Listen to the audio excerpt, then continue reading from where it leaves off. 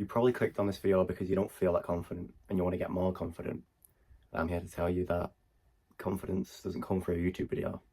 But I can help you develop some habits that build confidence, as well as explain confidence a little more so you can get a better idea how you can build your own confidence. One thing I can tell you how I build my confidence, but it's also another thing how you can adapt to your own needs and build your own confidence in whatever you like. First of all, confidence isn't arrogance or ego. It's not thinking I'm the best, I'm better than everyone else. Confidence is trust in yourself. Trust that you can do things. Trust in that situation. Oh, I know I can complete this. You don't feel confident, you act confident. You pretend like you know what you're doing, and you develop that skill until you finally feel like I can do it like that. That's confidence and an ability. Another point I'd like to make is confidence grows through proof. If you can prove to yourself you can do something, then that's the natural confidence building.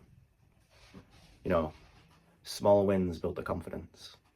Naturally, if I go to gym every day of the week, I'm building more confidence going to the gym. Well, at the start of the week, the gym was probably a strange place to me. By the end of it, I'll feel more familiar and at home, and I can safely say I'm more confident stepping foot into the gym doors. Same for anything. At the start of the week, I might be a terrible artist, walking through the classroom doors like I'm making a mess. I'm not doing well. I don't believe that I'm progressing like I want to be, but at the end of the week, I'm seeing little improvements in my work. That's confidence. You know, I'm proving to myself that I can do this. I don't need to be the best. That's what I'm proving. I don't need to be greater than anyone else. I just know that in myself I'm getting better at this. I know that I can do this. That's confidence. Now I want to talk about what increases confidence. You know, these are some habits or little things you can pick up that can actually build your confidence if you let them. You know, I'm going to list a few and you can take some that you think might work for you and try them out in yourself and log what happens in the next few weeks. First one is keeping promises to yourself. And what I mean by this is it's building that small discipline, and the more disciplined you are, the more confidence you gain. So when you say, oh, you know, I'm going to go on a walk today, and then actually doing it, doing stuff you don't feel like doing, that builds your confidence. You know, oh, I don't really want to read, but I will do, and then you do. That's what builds confidence. And I think confidence and discipline go hand in hand, because if you're disciplined, you're confident in your ability to do things even when you don't want to do them, which I think is most important. Another thing is skill development. Like I said before, you can work at the gym or work towards a skill or an ability, and that naturally builds your confidence up because you're thinking to yourself, well, I can do this better than some people. Some people can't do this at all. And then that's the fine line between ego and confidence, because there's thinking, oh, I'm better than everyone else who does this. I'm better than most people because I do this. People are better than other people, but what separates the best people from the better people is knowing that they don't need to flex. That's confidence. Me going gym and saying, oh, I'm bigger than you, I can do this. I'm stronger than you, I can do this. That's not confidence, that's insecurity. Like, I need to say that because I know someone's going to come around and beat me one day. I know that someone's going to be stronger than me. I know that someone's going to be better than me. That's what I know when I say that to someone who's worse than me, because I know that I'm not the best. That's insecurity, that's ego, that's not confidence.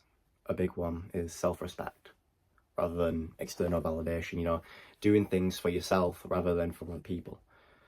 Validation is the killer of personality, of happiness, of individuality. You know, searching for validation will kill you. It will totally twist your identity. You won't know who you are afterwards, you know. I know that I struggle with this immensely and completely, especially in high school. I had no idea who I was. My whole life, I just wanted to make people laugh and be a joker. And the consequences that come with that is that no one takes you seriously. I actually saw a social experiment of that. It was of a clown getting run over and he was being funny crying, but then in the end the people realised that were laughing at him, it was actually a joke and he was getting taken away. When you build that reputation of you're supposed to be funny, other people will not take you seriously, and that's what I mean by self-respect and validation. When you do things for other people's applause or laughter, you start to lose yourself, and you start to lose respect for yourself, and people start to lose respect for you. I like to talk about some things that may happen to you that naturally build your confidence. External external inputs that piece by piece build you up. People may use positive feedback towards you, and you know, I encourage you to use this to your fellow friends, but I don't want you to say anything like, oh, your hat looks nice. I don't want you to flatter your friends or flatter people you know. I want you to look at what they're genuinely improving in. I want you to look at what they've done worse in the past, and I want you to look at what they've done good in the future. I want you to see what they're doing presently and be like, hey, you're getting better at that. You know what I mean? I do a very practical course at college, so you're seeing everyone's development every day, and you know, when you see someone who's not necessarily good start using the right legs or moving the right body part, you might think, you know, they're getting better. But it's important to let them know what they're doing right and what they're doing wrong. Always end on a positive. If you've got feedback for someone, make sure you have negative and positive feedback. I want you to start with a negative and end with a positive. That leaves them feeling determined. I'm good at this, and here's what I need to improve on. That's what they hear. Rather, if you switch it around and go positive to negative, start with a positive, go negative, it's kind of like a letdown. Oh, it made me feel good. And then you switched it around, now I don't feel so great. It does depend how you say this, but in my experience, that's generally what happens. If I was going to say to the Incredible Hulk, that's a silly example, I know. If I was going to say to the Incredible Hulk, you know, oh, nice smashing out there, but I didn't really like how you wrecked all those cars. I know the Incredible Hulk probably won't give a shit, but if you did, he'd probably be like, oh, well, I was only trying to help, you know, and he'll start to overthink it. You know, that crushes away his confidence. But rather than I say, Hulk, I wish you didn't take down those cars so much, but other than that, you know, you're great with the mission. You really helped. The Hulk hears the feedback, don't crush cars, but he also knows that he's not defined by that. He also did a good job. You're not telling them something and they're hearing it. You're helping them and they're listening, they're taking in that feedback. Another thing that is definitely very important for your confidence is your group of people that you're surrounded by. It is extremely important because if you're surrounded by the wrong people who are constantly negative, and there's this man I follow on Instagram called Dr. James DeNicola, and he says, if you hang around with 5 smokers, you'll become the 6. But if you hang around with 5 gym goers, you'll become the 6. And I think that perfectly encapsulates how important it is the group you hang out with. When you're surrounded by people who chip away at you, you're naturally just going to get smaller. But if you hang out with people who build you up, they let you know what you're doing wrong, but they also let you know what you're doing right. And they build you up brick by brick. You end up getting bigger and stronger and more confident in yourself and your own ability. Surrounded by people who have little confidence in themselves, and they have to comment on what you're doing to bring themselves up. They have to make other people feel smaller so they can feel larger. I'm not saying that these people are bad people, because they never really know they're doing it. It's more of a subconscious thing. You might be doing it to people that you know, and that's something you gotta catch yourself out doing if you don't want to be that kind of person. Another thing, which is sort of internal, but I've got it for the external, is having structure and a routine. You know, having this day where I've got to do this on this day, it does build your confidence, and it's saying I can do this on certain times, I'm punctual, and I have that ability to do these things. And the most important thing is your mindset. And with your mindset comes how you speak. I know that a lot of the time I say to myself in the course that I can't do this, or I'm not strong enough. And it's simple word changes that change your entire mindset, which is I can't do this yet, or I'm not strong enough yet, or I'm going to get better at it soon. You know, making that promise to yourself. When you use language like I can't do this, it's a downward spiral, like it's a downward step. You're taking a step back rather than going forward. I can't do this. You won't be able to do it. It's ironic. I won't be able to move this weight. You won't be able to move this weight. But if you have this confidence in yourself and believe in yourself and trust in yourself, I'll be able to do this at some point. I can't do it right now, but I know I'll be able to do it in the future. With time and practice, you'll be able to do it easily. I want to talk about what breaks down confidence, and a lot of these you actually might be doing without knowing the consequences of them. And they might seem little, but they actually break down your confidence extremely. First one is breaking promises to yourself frequently. I'm guilty to this, 100%. You know, I have bad habits that I want to quit, and I keep telling myself, oh, I'll stop, and I just don't. And that adds up. You know, I know I think to myself like, oh, I just keep doing this. Why do I keep messing up?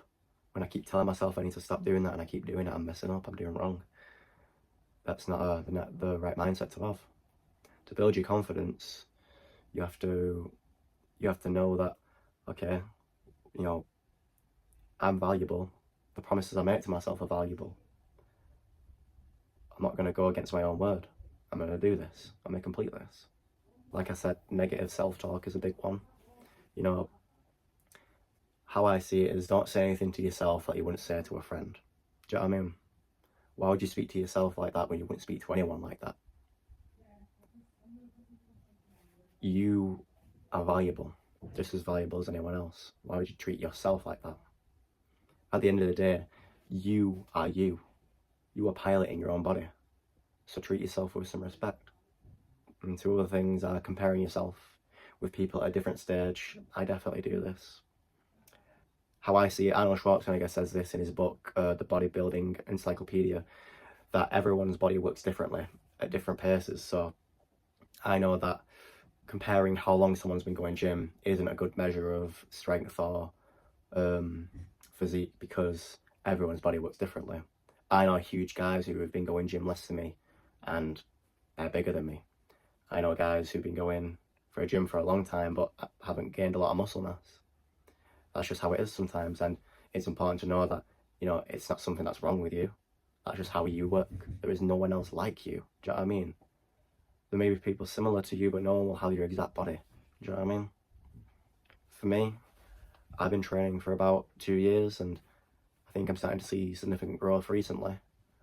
Although, if I compare myself to someone who's been training the same time as me, they might be a lot bigger than me. I know a lot of the guys that I speak to about the gym are way bigger than me, and we've been training for about a similar amount of time. That feels discouraging, but I don't look at it like that. I don't look at them and think, why are they so? What am I doing wrong? If anything, you know, I do take feedback from them. You know, if they know something I don't, I want them to know. You know what I mean? But I know at the end of the day, my body grows at a different rate to theirs. Some exercises that work for them might not work for me, and some exercises that work for me might not work for them. Another thing is authenticity. Living out of alignment of your own values. You may have values like, oh, I don't do that. You know, I'm not rude to people. But then you hang around with some people and you want to impress them, so you're rude to someone, or you catch yourself being rude to someone. And it's just, you lose yourself and you're breaking down your own confidence. Like, that's not how I do things. That's not how Lewis does things. Why would I do that? You know, having the ability to say no to something that you're against is hugely underrated, because a lot of people actually don't. A lot of people just go down that road, which is upsetting. Now, I'm going to tell you 5 habits that are associated with low confidence. If you catch yourself doing these, you need to do better. You need to develop this skill, this practice of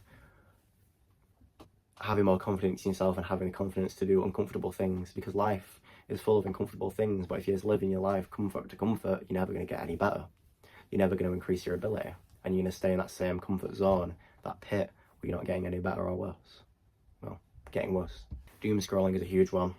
Not only is it a huge waste of time, it's just afterwards you feel like poo. Do you know what I mean? Not only is it really bad for your brain, it is awful for your self-confidence. You know, you're scrolling away and, you know, like, you just started scrolling, you've been scrolling for 5 minutes, you check time again, it's been 2 hours, and it's like, where'd that time go? What am I doing with myself? Why am I should be doing something more confident? And then there's also the people that don't care, that aren't watching this video. Those people I'm worried about, because I know a lot of this young generation that I'm a part of, we're building insensitive young people who do not care about other people, or do not care about becoming better. If you're watching this, I don't think you're one of those people. I think you're excited to become better. I don't think you're watching this video just because it's entertaining, because it's definitely not. I think you want to generally become better. I think you want to fix your attention span. That's why you're watching this long video. Another thing, which is, I catch so many people doing this, and it's the worst thing ever, is lying to avoid awkwardness. I do this too. Everyone does this. But it is the worst thing ever. And it is so obvious as well, because no one has the confidence to say, well, you're lying. Because that makes awkwardness and discomfort, and it's just the worst thing ever. And it's just like, why would you not be honest to your fellow brothers and sisters. The way I see it, we're all humans. We're all on the same planet, so why should we not be nice to each other? Why should we lie? Like, why would we lie to each other? Do you know what I mean? If you've got something to say, say it. I know that's cliche, but at the end of the day, it's valuable what we have to say. It's never not valuable. You're not better or worse than anyone. As long as you can go through the check of, is what I'm going to say necessary? Is what I'm going to say true? Then there is nothing wrong with what you're going to say. If you are made to feel bad for what you say, those aren't necessarily people you should be hanging about with, unless you said something really weird, like really illegal. But I'm sure you aren't, because you're probably a normal person. Anyway, I think I might end the video here. I hope you enjoyed and watched to the end. If you did, you're fixing your attention span little by little. I hope you enjoyed. I really enjoyed making this video. You know, I think I needed to do it for myself, let alone the viewers. If you did watch to the end, I really do appreciate that. You know, I definitely don't have the attention span to watch a really long video like this, but if you did, I'm grateful, and you should be thanking yourself too. You should be grateful for yourself, because I guarantee you to get some useful information from this video, and that it might help you out in the future. Even if you're not cracking away at it, you might notice yourself or notice other people doing this, and then you can say, well, I'm better than that. I don't want to be that person. Thank you. If you want to see more videos like this, leave a like and subscribe. Comment down below if there's anything I got wrong or something you want to see next.